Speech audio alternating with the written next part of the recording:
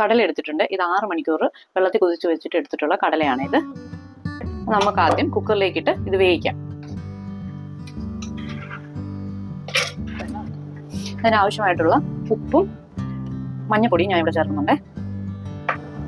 അതിനുശേഷം ആവശ്യമായിട്ടുള്ള ചൂടുവെള്ളം കുറച്ച് ഞാൻ ഇവിടെ ചേർക്കുന്നുണ്ട്.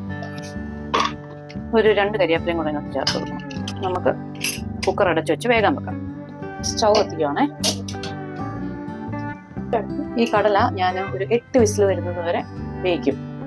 അതിലേക്ക് ആവശ്യമായിട്ടുള്ള സാധനങ്ങൾ: 2 സവോള ചെറുതായിട്ട് അരിഞ്ഞത്, ചെറിയ കഷ്ണം ഇഞ്ചി, 5 വെളുത്തുള്ളിയും ചെറുതായിട്ട് അരിഞ്ഞത്, 2 പച്ചമുളക് നടുവേ കീറിയത്, കുറച്ച് കറിവേപ്പില.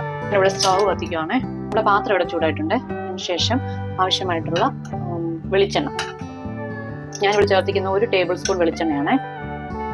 വെളിച്ചെണ്ണ ഇവിടെ ചൂടായിട്ടുണ്ട്. അതിനുശേഷം അതിലേക്ക് കറുവപ്പട്ട, 1 ബേ ലീഫ്,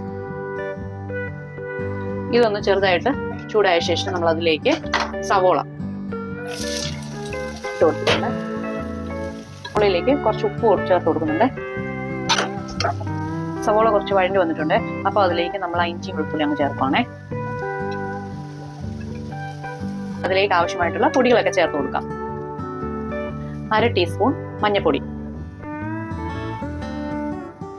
2 ടേബിൾ സ്പൂൺ മുളക് പൊടി, 1/2 ടേബിൾ സ്പൂൺ മല്ലിപ്പൊടി, 1/2 ടേബിൾ സ്പൂൺ പെരിഞ്ജീരകപ്പൊടി, 1 ടീസ്പൂൺ കുരുമുളക് പൊടി.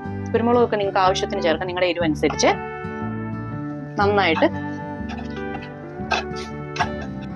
പൊടികളുടെയൊക്കെ പച്ചമണം മാറിയിട്ടുണ്ട്. കുറച്ച് ചൂടുവെള്ളം ഞാൻ അതിലേക്ക് ഒഴിച്ചു കൊടുക്കുന്നുണ്ട്.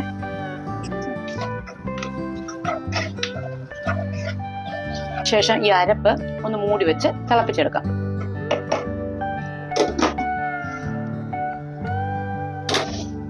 ഇപ്പൊ എണ്ണയൊക്കെ തെളിഞ്ഞു വന്നിട്ടുണ്ട്. നമുക്ക് ഇനി ഈ കടല ഇതിനകത്തോട്ടേക്ക് ചേർത്ത് കൊടുക്കാം. കടല നല്ലവണ്ണം വെന്തതായിരിക്കണേ. നന്നായിട്ട് ഇളക്കണം. ഇളക്കി കുറച്ചു നേരം മൂടി വെച്ച് വേവിക്കാം. ഈ അരപ്പൊന്ന് കടല പിടിക്കാൻ വേണ്ടിയിട്ടാണ്.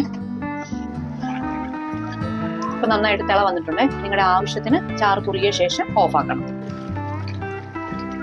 കടലക്കറി ഇവിടെ റെഡി ആയിട്ടുണ്ട്. തീ ഓഫാക്കുന്നതിന് മുമ്പ് ഒരു 1/4 ടീസ്പൂൺ ഗരം മസാല ചേർത്ത് ഇളക്കി അടച്ചു വെക്കണം.